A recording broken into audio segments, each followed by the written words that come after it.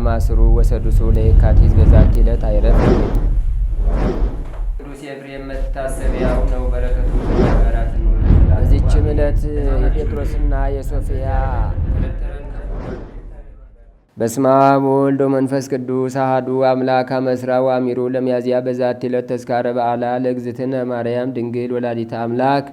አንድ አምላክ በሚሆን በአብ በወልድ በመንፈስ ቅዱስ ስም ሚያዝያ 21 በዚች ቀን አምላክን የወለደች እመቤታችን የከበረች ድንግል ማርያም የበዓሏ መታሰቢያ ነው። እርሷ ወደ ተወዳጅ ልጇ ስለ ሰው ልጆች ትማልዳለችና ስሟን ለምንጠራ ለእኛ ኃጢአታችንንም ያስተሰርልን ዘንድ ስለዚህም በየወሩ ሁሉ መታሰቢያዋን ልናደርግ ይገባናል። ልመናዋ በረከቷ ከሁላችን የክርስቲያን ወገኖች ጋር ለዘላለሙ ይኑር አሜን። ሰላም እብል እንዘእሁ ብጻ ለድንግልናኪ ክልኤ እንተ ውስጥ ዋፍአ ማርያም እግዝእት እንተ ወለድኪ እግዚአ ይከውን ዜና ዝክርኪ ለእመ በእዝን ተሰማ ለአማውት ማየ ወላይ ጽምጥ ቅባ። በዚችም ቀን የከበረ አባት ብሩታዎስ አረፈ። ይህም አባት የአቴና አገር የሆነ ከምሁራን ጥበበኞች አንዱ ነው። እርሱም ደግሞ ደራሲያን ከሆኑ ከአረጋውያን መምህራን ጋር የተቆጠረ ነው። ሐዋርያው ቅዱስ ጳውሎስንም ተገናኝቶት ስለ ቀናች ሃይማኖት ተከራከረው። የክብር ባለቤት የጌታችን ኢየሱስ ክርስቶስ ሃይማኖት የቀናች እንደሆነች ተረድቶ አመነ። በሐዋርያው ጳውሎስ እጅ ተጠምቆ የቤተ ክርስቲያንን ሕግና ሥርዓት ተማረ። ከዚህም በኋላ ቅዱስ ጳውሎስ በአቴና አገር ቅስና ሾመው። በታላቂቱ አገር በአቴና የመምህራን አለቃ ከሆነ ዘመደ ላይም አብሮባ ከተባለ ከከበረ ዲዮናስዮስ ጋር ተገናኘ። እርሱም የክብር ባለቤት ስለሆነ ስለ ጌታችን ሃይማኖት ብዙ ገለጠለት። ከውስጡ ስውር የሆነበትንም ተረጎመለት። እጅግም አዋቂ ሆነ። ይህም አባት አምላክን የወለደች እመቤታችን የከበረች ድንግል ማርያም ባረፈችበት ቀን ደርሶ በሐዋርያት መካከልም ቆመ። በደረሰው ማሕሌትና ዝማሬ ጣዕም ባለው በመሰንቆ ዜማ ድምፅም አጽናናቸው። አይሁድና ከአሕዛብም ብዙዎቹን መልሶ ወደ ክብር ባለቤት ወደ ጌታ ክርስቶስ እምነት አስገባቸው። በተሰጠችውም ጸጋ ነግዶ ታላቅ ትርፍ አስገኘ። ሐዋርያትም ኤጲስቆጶስነት ሊሾሙት በፈለጉ ጊዜ ጌቶቼ ይቅርታ አድርጉልኝ፣ እኔ ለዚች ለከበረ ሹመት አልበቃሁምና የቅስናንም አገልግሎት ልፈጽም አልቻልኩምና ተወኝ ብሎ ማለዳቸው። በእውቀቱና በስራው ሰማያዊ ሀብትን ተቀብሎ ወደ ክብር ባለቤት እግዚአብሔር ሄደ። በረከቱ ከእኛ ጋር ለዘላለሙ ትኑር አሜን። ሰላም ለብሩታ ወዘዘመረ ማእከለ ሐዋርያት ዘኤፍራታ በጺሖ ለማርያም ጊዜ እረፍታ ወአመፈቀዱ ይሲምዎ ለኤጲስቆጶስ ማዕርገ ጾታ ኢይክሊቤ ሲመታ ተመንታ እስመኢ ያብጻይኩ ለቅስና ሰናየ መልእክታ። በዚችም ዕለት የከበሩ አካርክስ የቅሪስና የይወራስ መታሰቢያቸው ነው። በረከታቸውም ከእኛ ጋር ለዘላለሙ ትኑር አሜን። በዚችም ቀን በጎ ስም አጠራር ያለው የከበረ አባት የሐዋርያት አምሳል ሃይማኖትን የሚሰብክ የአባ ዕንባቆም መታሰቢያው ነው። ይህንንም ቅዱስ በአባ ጴጥሮስ ዘመን ይኸውም የክርስትና ጥምቀትን ያጠመቀውና ያስተማረው ነው። እስከ አባታችን ተክለ ሃይማኖት ገዳም ድረስ እግዚአብሔር ከሩቅ አገር ጠራው። ከዚያም የምንኩስና ልብስ አለበሰው። ከዚህ በኋላ በአባታችን ተክለ ሃይማኖት ወንበር ለመሾም እስከ ተገባው ድረስ በበጎ ገድል ሁሉ ሊጋደል ጀመረ። ከ11 መምህራንም ውስጥ ተቆጠረ። ብዙ መከራ ስደትና ድካምን ተቀበለ። በኋላ ወደ ወደደው እግዚአብሔር ሄደ። በረከቱ ከእኛ ጋር ለዘላለሙ ትኑር አሜን። አንድ አምላክ በሚሆን በአብ በወልድ በመንፈስ ቅዱስ ስም ሚያዝያ 22 በዚች ቀን ከግብፅ ደቡብ ከእብክ አውራጃ የሆሪን ከተማ የከበረ አባት ይስሐቅ አረፈ። በዚችም ቀን የከበረ አባት የእስክንድርያ ሊቀ ጳጳሳት ለአባቶች ሊቃነ ጳጳሳትም 19ኛ የሆነ ለእስክንድሮስ አረፈ። በዚችም ቀን የሐዲስ ማርቆስ የዕረፍቱ መታሰቢያ ሆነ። በዚችም ቀን የከበረ አባት አባ ሚካኤል የእስክንድርያ ሊቀ ጳጳሳት አረፈ። በዚችም ቀን አባታችን ተክለ ሃይማኖት ከኢትዮጵያ ወደ ኢየሩሳሌም ወርዶ ከከበሩ ቦታዎችና ከሊቀ ጳጳሳት ከአባ ሚካኤል በረከትን ተቀበለ። የሁለቱ ቅዱሳን በረከትም ከእኛ ጋር ለዘላለም ትኑር አሜን። ዛቅረብኩ ማሕሌተ ዘኪርያ ይላፈምን ለተጸምዶ ከዘልፈለላ አነብብ ተወከፍ ዘንዴት የመጽሐፈን ተረሰይ ከግዚኦ ጸዲቀ መበለቱ ኩፈ ምላቡ ላን ዘተርፈ ነቢያት ቅዱሳን ሐዋርያት ሰባክያን ሰማይቶ ጻድቃኖ መላእክት ትጓሃን ደናግል አድዮ መነኮሳት ሄራን ባረኩ ባረኮ ጉባኤ ዛቲ መካን እስከ አረጋዊ ሊቆኖስ ሕፃን ለዘ ጸሐፎ በክርታስ ወለዛ አጻፎን ዘይደርስ ወለዛ አንበቦ ለዘ ተርጎሞ በልሳን አዲስ ወለዘ ሰማ ቃሎ በዝነ መንፈስ በጸሎተሙ ማርያም አራቂተ ኩሉም ባይ ስቡረ የመሐረነ ኢየሱስ ክርስቶስ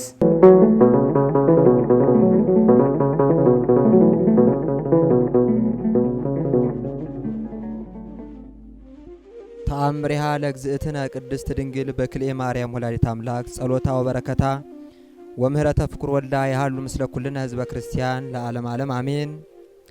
ወሃለው ታቲ ብእሲት እምአበይተ ሀገረ ቂሳርያ ወኮነት በአልተ በህቁብ ወወርቅ ወብሩር ወበንዋየ ዝንቱ ዓለም ኃላፊ ወይእቲ ኮነት ጽንሰት ልመናዋ ክብሯ በእኛ ለዘላለም በእውነት ይደርብና አምላክን የወለደች በድንጋሌ ስጋ በድንጋሌ ነፍስ የጸናች ክብርት እመቤታችን ያደረገችው ተአምር ነው።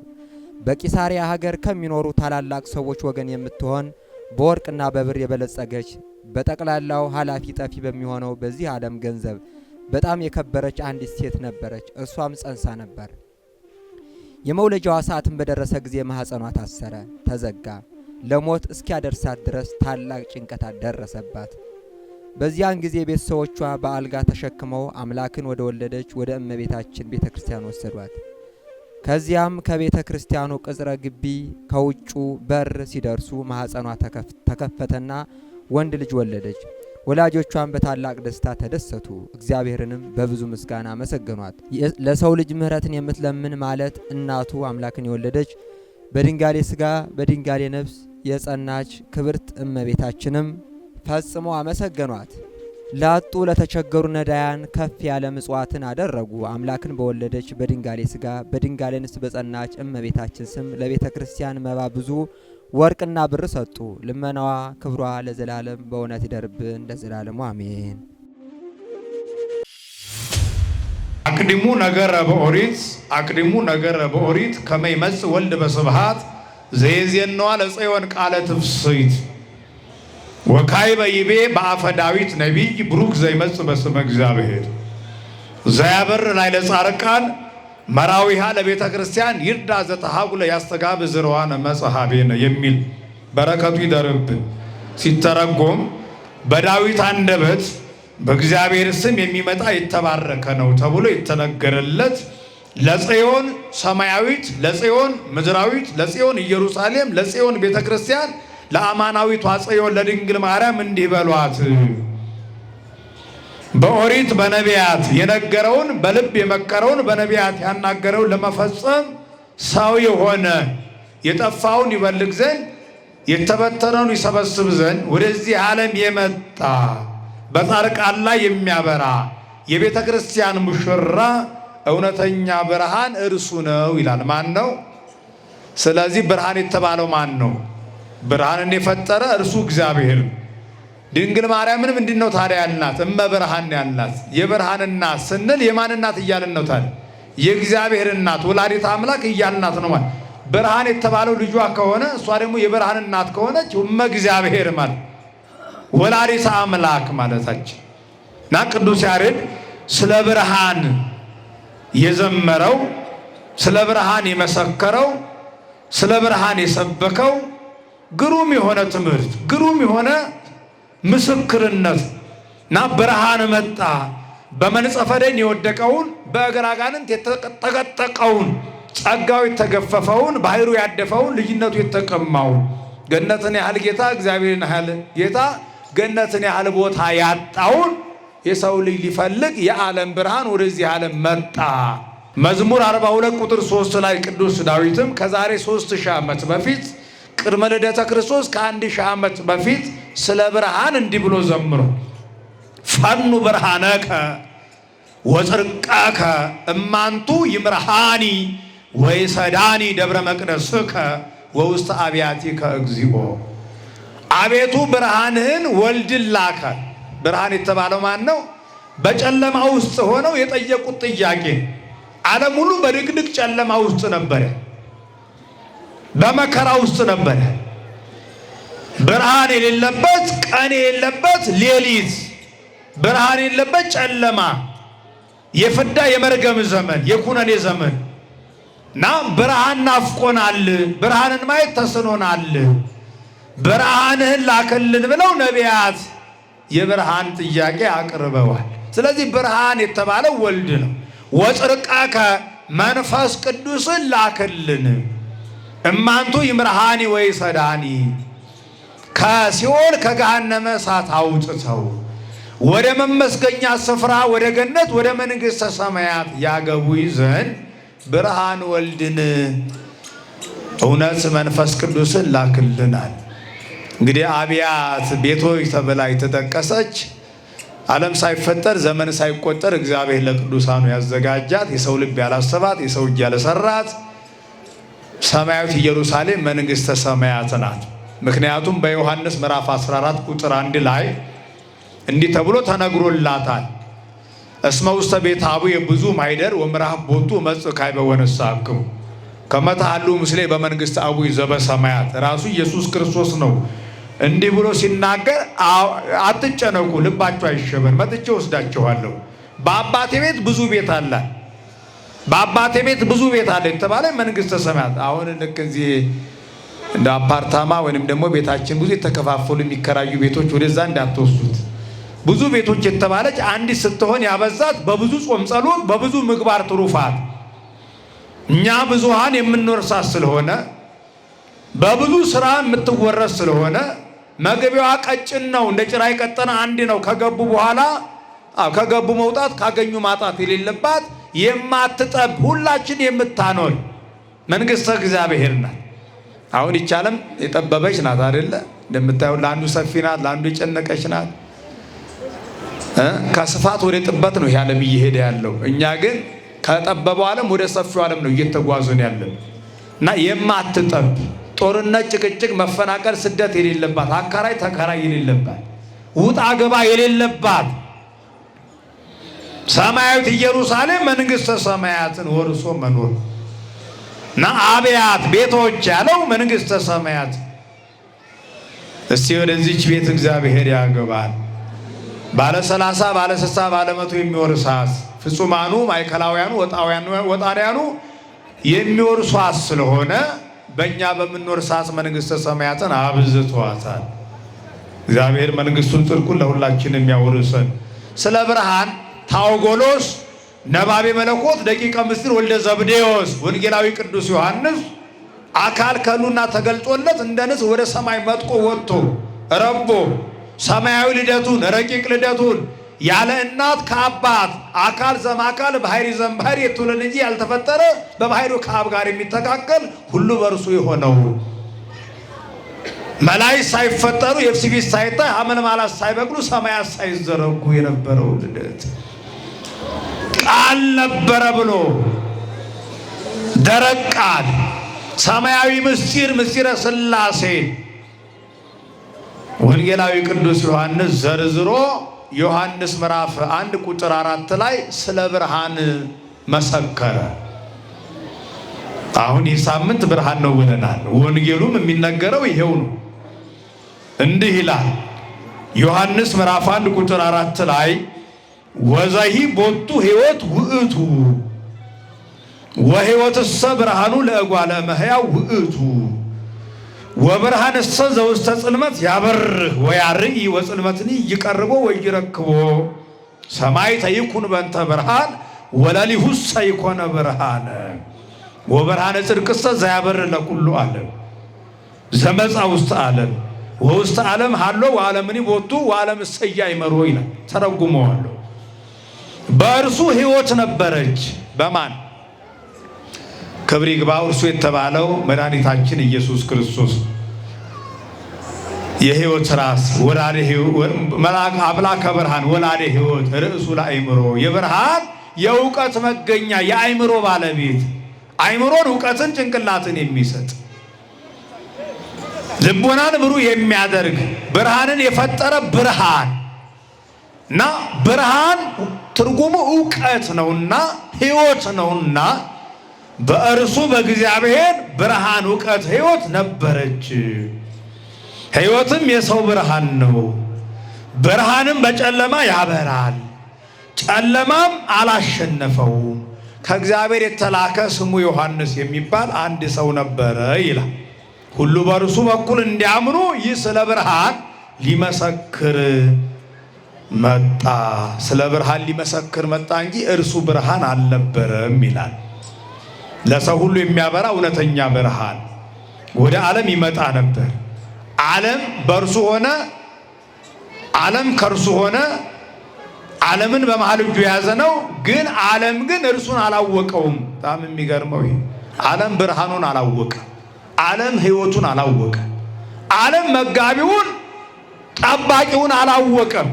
በዓለም ሲል ሁላችንም ዓለም የሚለው ይናለም 20ውን ዓለማት ሁላችን በ20 ዓለም የምንኖረውን ግዙፋኑ ረቂቁን በዓለም ላይ ያለውን በባህር በየብስ ያለውን ፍጥረት ሁሉ የሚያጠቃልል ነው ዓለም እና ዓለም አላወቀውም። ዓለምን የፈጠረ መድኃኔ ዓለም የዓለም መድኃኒት እርሱን አላወቀውም።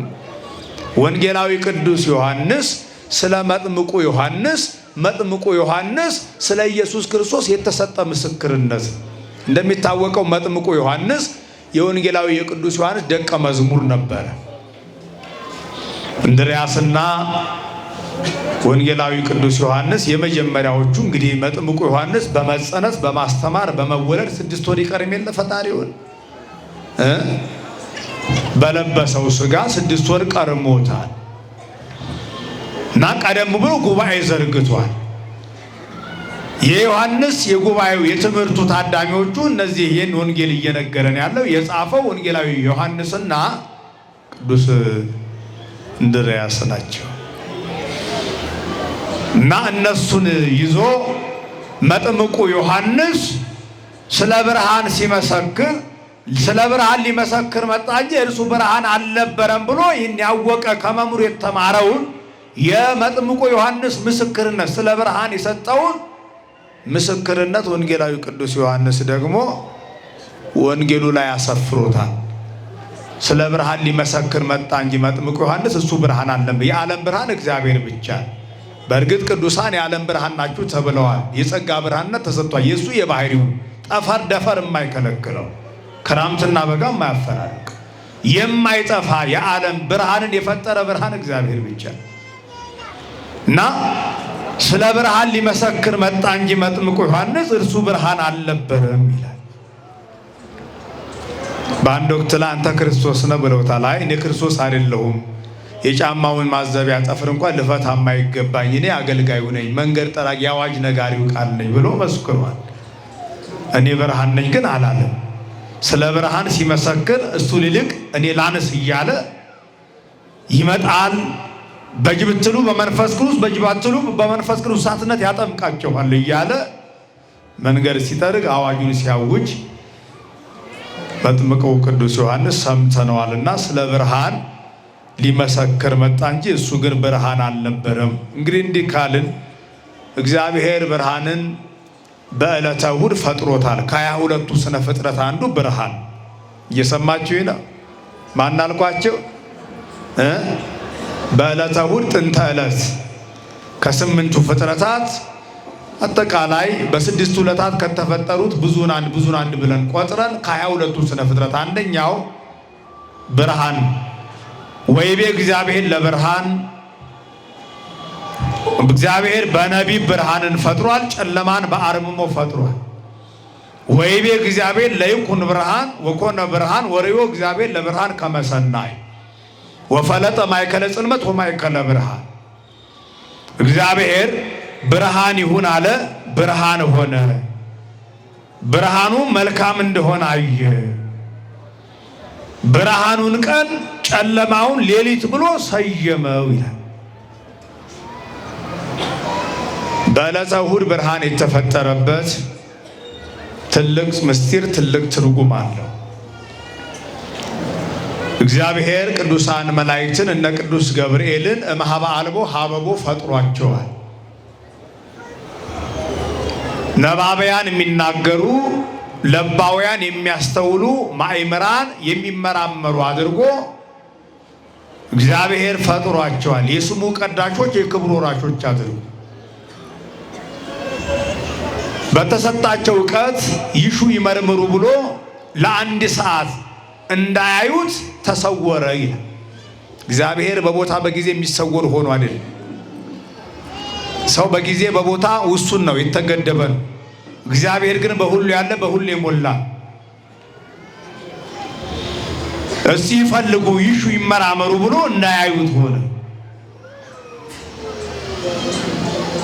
መላእክትም መነጋገር ጀመሩ፣ መመራመር ጀመሩ። የሚያስተውሉ የሚናገሩ የሚያውቁ አድርጎ ስለፈጠራቸው መኑ ፈጠረነ ማን ፈጠረና እማይቴ መጻይነ ከየት መጣን እምኀበረ ስነኑ ተፈጠርነ አንዱ መልአክ አንዱን መልአክ ፈጠረው ማን ነው ፈጣሪያችን ለመሆኑ ብለው መነጋገር ጀመሩ ይላል። እንግዲህ ቅዱሳን መላእክት ሲፈጠሩ ከመላእክት ሁሉ በላይ አድርጎ ሳጥናኤል ሰማልያልን ፈጥሮታል። ዋይበይኩ መንበሩ ለዲያብሎስ ከመይር ከወይበል ምክንያት በላይ ለየ የስልጣን ጥማት እንዳለበት ፍቅረ ሲመት ያለበት መሆኑን እግዚአብሔር ስላወቀ አልከለከለው። አሐዜ መንጦላይት ቅሩበ እግዚአብሔር ተወካፌ መስዋዕት አድርጎ ሊቀ መላእክት የመላእክት ሁሉ አለቃ አድርጎ ሳጥናኤልን ዲያብሎስን ሾሙት። ግን ፍቅረ ሲመት ያለበት ሰው አስቸጋሪ ነው። ገንዘብ የሚወድ ስልጣን የሚወድ ሰው መመለሻ የለው። አልበቃው ብሎ ወደ ላይ ድምፅ ቢፈልግ አጣ። ወደ ታች መላእክት ሲነጋገሩ ሰማና ምን አለ? አሁን ነው ጊዜው እንግዲህ እጅ ማድረጊያው ስልጣኑ አለና እናንተንማ አነ ፈጣሪሆሙ ለእሉ ፍጡራን ወአነ ገባሪሆሙ ለእሉ ግቡራን እናንተንማ ካለመኖር ወደ መኖር ያመጣው እናንተንማ ያበጀው የሰራው እናንተን የፈጠርኩ እኔ ነኝ አለና ቁጭ አለ። እኔ ነኝ ብሎ አረፈ። እኛን የፈጠረ ሰይጣን ነው እንዴ? መላእክትን የፈጠረ ዲያብሎስ ነው ወይ? ንገሩኛ። ማን የፈጠረ? እግዚአብሔር ነው። ክብር ምስጋና ይግባው። አሁን ሄኖክ ታዲያ ምን አለ? አመፃ ወጻት መዛግብቲያ ወአቡሃ ለሐሰት ዲያብሎስ ያላደረገውን አደረኩ ያልፈጠረውን ፈጠርኩ በማለቱ ውሸት፣ ቅጥፈት፣ ሐሰት ከሳጥኑ አወጣችን። ስለዚህ አቡሃ ለሐሰት የሐሰት ሳጥን የሐሰት መገኛው ዲያብሎስ ነው። ምክንያቱም ያላደረኩትን አደረኩ ማለት ያልሰራውን ሰው ሰራው ማለት ይሄ ውሸት። ያደረግነውን ልንሰራ ልናደርግ የምንችለውን ነገር ነው አደረኩ ማለት የሚገባው። ዛሬ እኔ ነኝ በስቷል። እኔ ሰራው እኔ ያደረኩ ነኝ። ይሄ ትዕቢት ነው። ይሄ ውሸት ነው። ይሄ ኩራት ነው። ያልሆኑትን ሆንኩ ማለት ይሄ እግዚአብሔርን መካር ነው። እና አንድ የነበረው ማህበረ መላእክት ተከፋፈለ። ነገረ መላእክት ነው። ማህበረ መላእክት የተከፋፈለ ህይወታችን አንድ ያድርግልን። አው መከፋፈል አስቸጋሪ። ሰው ከተለያየ ሰው አንድ ካልሆነ አስቸጋሪ። መከራ ይመጣል፣ ስደት ይመጣል፣ ጦርነት እንደምናየው። አንድ ከሆንን ግን ሰይጣን መግቢያ ያገኝ ወሶበረ ከበን እስቲ ተሙባውቱን ያርቦ ለመካን ነው። ትንሽ ክፍተት ካገኘ ነው እሱ ያንን እያባላ እያናከሰ ያንን እያስፋፋ የሚኖረው እና ክፍተት አለመስጠት ወይ ታብቦ ፍኖተ ለሰይጣን መንገድ አለመስጠት ነው። እና አንዴ ከሰጠነው አስቸጋሪ፣ ፊት ካሳየነው መመለሻ የለው። እግዚአብሔር አንድ ያድርገን። አንዱ እግዚአብሔር አንድ ያድርገን። ጥምቀታችን አንዲት፣ ሃይማኖታችን አንዲት፣ ቤተክርስቲያናችን አንዲት፣ ፈጣሪያችን አንድ ነው። ክርስቲያንም አንድ ነው። ተለያየ ተከፋፈለ አይደል። አንድ የነበረውን ጉባኤ አንድ የነበረውን ማህበር ለሶስት ከፈለው። እኔ ፈጠርኳችሁ ሲል አንተ ከኛ በላይ ሆነ ፈጠርኩ ካልክ እኛም ከበታች ያሉትን ፈጥረናቸዋል ማለት እኛም ፈጣሪ ነን አሉ። ተመልከቱ፣ ተሳስቶ አሳሳታችሁ። መቼም ሰው አስቸጋሪ ነው። ክፉ ሰው ክፉ ያደርጋል። መጥፎ ሰው ባመለካከቱ በግድ ይስብና መጥፎ ያደርጋል። ስቶ አሳሳታቸው፣ ክዱ አስካዳቸው። አሁን እኛም ፈጣሪ ነን አሉ። ሁለተኛው ደግሞ አዎ አንተ ነህ ፈጣሪያችን፣ ሰጊድ ስግደት ይገባሃል ብለው ሰገዱለት። ሶስተኛው ቡድን መሀል ሰፋሪ ሆኖ ፈዞ ይቀራል። ለዚህም ነው ቀሌምንጦስ ቦ ዘወርቀ ውስተ አየር ወቦ ዘወርቀ ውስተ ምድር ወቦ ዘወርቀ ውስተ እንጦርጦስ ዘውቱ መተተታ የቲት። እኛም እናንተ ፈጣሪ ነን ያሉትን ባደረ ጨለማ ጠቅልሎ ወደ እንጦርጦስ ወደ በርባሮስ ባደረው ጨለማ ጠቅልሎ ጣላቸው። መሀል ሰፋሪ ሆነው ፈዘው የቀሩ ወይ እውነትን ወይ ውሸትን አለመናገር። በክርስትና ሕይወት መሀል ሰፋሪ መሆን አስቸጋሪ። አንዱን መምረጥ፣ ወይ እሳቱን ወይ ውሃውን ወይ ሲኦልን ወይ ገነትን ወይ እግዚአብሔርን ወይ ዲያብሎስ። አንዱን መምረጥ። መሀል ላይ የሚዋልሉ አሉ። አንዴ እግዚአብሔር፣ አንዴ ዲያብሎስ፣ አንድ ሰንበት የእግዚአብሔር፣ አንድ ሰንበት ደግሞ የጣዖት ይላል። አንዱን መምረጥ በሁለት ዓለም መኖር የለም። በሁለት መላስ መብላት በሁለት መላ እንደ ሁለት እግር አለ ብሎ ለዛፍ ይወጣል እንዴ? ከሁለት ዓለም የተሰደድን እንዳንሆን አንዱን መምረጥ ያስፈልጋል። አንዱን መምረጥ ያስፈልጋል። እውነት ከሆነ እውነት ነው፣ በእውነት መጓዝ ያስፈልጋል። እና መሀል ሰፋሪ ሆነው ዝም ያሉትን በአየር ላይ በተናቸው።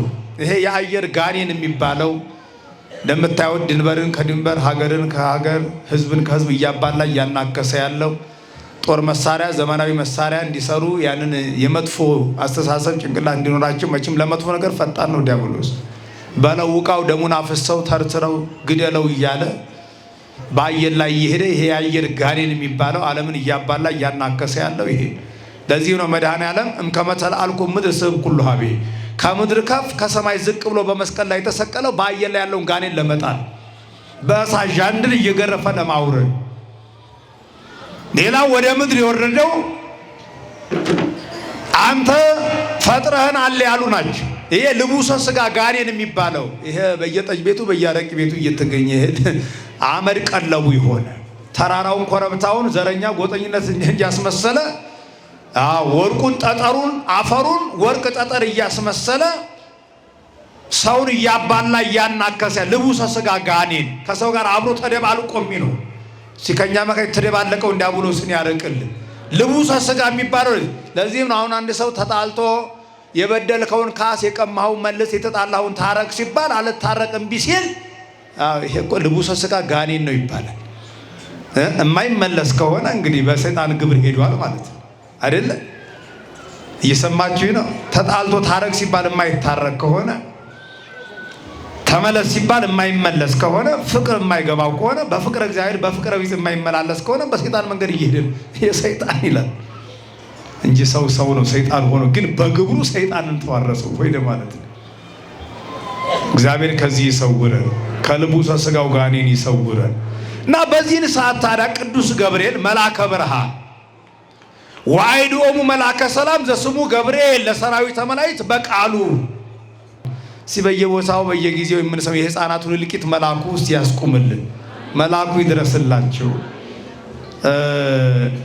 ሌላው በዋናነት ግን ብስራቱ ተነግሯል። አብሰራ ገብርኤል ለማርያም ብሎ ሙሉ ቃል እግዚአብሔር በዚህ ዙሪያ ተበሳሪዋ ዛሬ ድንግል ማርያም ናት። ይኩነኒ በከመ ትቤለን እንደ ቃል ይሁንልኝ ስትል ይህን ቃሏን ምክንያት በማድረግ አካላዊ ቃል ኢየሱስ ክርስቶስ በአጻብዓ መንፈስ ቅዱስ በማኅፀነ ማርያም የዕለት ቅርጽ ጽንስ ሆኖ ተቀርጿል። በወርሃ መጋቢት በዘመነ ዮሐንስ በ29ኛው ቀን ዓለም በተፈጠረበት ቀን እና ቅዱስ ገብርኤል ድንግል ማርያምን እንዳበስራት የተሾመው ያን ጊዜ ጥንተ ዕለት ዕለተ እሑድ ላይ ሀልዎተ እግዚአብሔርን በመመስከሩ መላእክትን አረጋግቷል። የተሸበረው ከተማና ስፍራ አይዞ በርታ በያለበት ጽና ተረጋጋ ተብሎ እንደሚያረጋጉት ጥሩምባ እየለፈፉ ማይበረ መላእክቱን ንቁም በበህላዊነ እስከነረክቡ ለዘፈጠረናል የፈጠረን አምላካችን እስከምናገኝ ድረስ በእምነታችን ጸንተን እንቆየ። በምናችን በእምነት ምን በል በሃይማኖት ጸንተን በምግባር ሰፍተን እግዚአብሔር እንድንኖር ይርዳል። በዚህ ዘመን በእምነት ጸንቶ ጠንክሮ መኖር ያስፈልጋል። ወጣ ገባ ያስፈልጋል። ያዝለቀቃ ያስፈልጋል። እየሰማችሁ ነው። ጠንከር ብሎ ሃይማኖትን መያዝ ወገብን ታጥቁ በሃይማኖት ጸንቶ መኖር ያስፈልጋል እንጂ ፈተናው ውድቀቱ እንደምታዩት ከባድ ጊዜ ነው። ይህንን ጊዜ ለማለፍ እንደ ቅዱስ ገብርኤል ጸንቶ ያልጸናውን አጽናንቶ መኖር ያስፈልግ። በያለንበት እንቁም ብሎ ሀልዎተ እግዚአብሔርን መሰከረ መላኩ።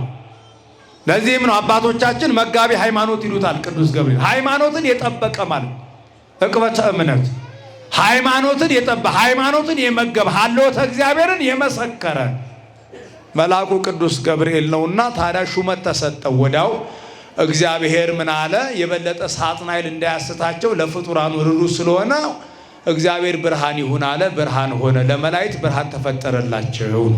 እየሰማችሁ ነው። ቅዱስ ገብርኤልም ተሾመ። ምን ተብሎ? ሁር አብስራ ለወለተ ሐና ሁር ከመ ትጹር ዜናሃ ለማርያም። ስጋዌ ከ9 አበይት በዓላት አንዱ ትስብእት ነው። ሰው መሆኔን ለድንግል ማርያም የምትነግር የምታበስር አንተ ነህ። ለዚህ ነው በዘወትር ቅዳሴያችን ላይ ምን እንላለን? ምሕረት ለሚካኤል ተሰጠው ወብስራት ለገብርኤል፣ ብስራት ለገብርኤል ተሰጠው ወሀብተ ሰማያት ለማርያም ነው። ሀብተ ሰማያት ለድንግል ማርያም ተሰጣት። የሰማያዊ የእግዚአብሔር እናት ሆናለች። ሰማዩ የማይሸከመውን እሷ ተሸክማለች በማህፀኗ።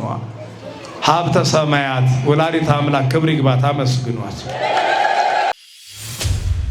ኢየሱስ ክርስቶስ የሰማነውን በልቡናችን ይጻፍብን፣ ከቅዱሳን ረድኤት በረከት ያሳትፈን። የሰላም አምላክ ሰላማዊ ኢየሱስ ክርስቶስ ሰላም አሳድረህናልና እናመሰግናለን። ሰዓተ ማልቱን ባርከ ቀድሰ ሰላም ቀን እንድታውለን ቅዱስ ፈቃድ ይሁንልን። አጽራረ ቤተ ክርስቲያንን አስታክስልን። ቅዱስ ተዋሕዶ ሃይማኖታችን በቸርነት አስፋልን፣ አብዛልን። የሰላም አምላክ ሀገራችንን በጽኑ ሰላም ጠብቅልን፣ ሕዝቦቿን በአንድነት አበርታልን። ሰላምህን ስጠን አምላካችን። ሰላም ቀን እንድታውለን ቅዱስ ፈቃድ ይሁንልን። አቡነ ዘበሰማያት ይትቀደስ ስምከ ትምጻእ መንግሥትከ ወይኩን ፈቃድከ በከመ በሰማይ ከማሁ በምድር ሲሳየነ ዘለለ ዕለትነ ሀበነ ዮም ወኅድግ ለነ አበሳነ ወጌጋየነ ከመ ንሕነኒ ንኅድግ ለዘአበሰ ለነ ኢታብአነ እግዚኦ ውስተ መንሱት አላ አድኅነነ ወባልሐነም ኩሉ ኩይስ መዚአከ ይእቲ መንግሥት ኃይል ወስብሐት ለዓለመ ዓለም። በሰላመ ቅዱስ ገብርኤል መልአከ ወእግዝእቴ ማርያም ሰላም ለኪ ድንግል በኅሊናኪ ወድንግል በሥጋኪም እግዚአብሔር ጸባዖት ሰላም ለኪ ቡሩክት አንቲ እምአንስቶ ቡሩክ ፍሬ ከርስኪ ተፈሥሒ ፍሥሕት ኦ ምልዕተ ጸጋ እግዚአብሔር ምስሌኪ ሰአሊ በጸልይ ምህረታ በፍቅር ወልኪ ኢየሱስ ክርስቶስ ከመ ይሥራይ ለነ ኃጣውኢነ ተማኅፀነ ብኪ ኦ ተወካፌ ንስሐ ወሰራይ ኃጢአት ኢየሱስ ክርስቶስ ስራይ ኃጢአቴ ወኃጢአተ ኩሉ ሕዝብ ከማይሠራ ኃጢአት እግዚአብሔር ይፍታ። ንቁ ሚዲያ ለተመልካቾቹ ከሚያደርሳቸው ዕለታዊ ሳምንታዊና ወርሃዊ ዝግጅቶች መካከል የየዕለቱን ስንክሳር ወርሃዊና ዓመታዊ የቅዱሳን ገላትና ድርሳናትን በኢትዮ ማህበር የዩቲዩብ ቻናል ያቀርባል። የየዕለቱን ስንክሳር ባሉበት ሆነው በማድመጥ እንዲሁም ወርሃዊና ዓመታዊ የቅዱሳንን ዜና ሕይወታቸውን በማድመጥ ከቅዱሳኑ በረከትና ረድኤት እንዲያገኙ ንቁ ሚዲያ የሁል ጊዜ ምኞቱ ነው። በየዕለቱ የሚለቀቁ ዜና ቅዱሳንን ላይክ፣ ሼርና ሰብስክራይብ በማድረግ አገልግሎቱን ይደግፉ። ንቁ ሚዲያ ርቱ የቤተ ክርስቲያን ልሳን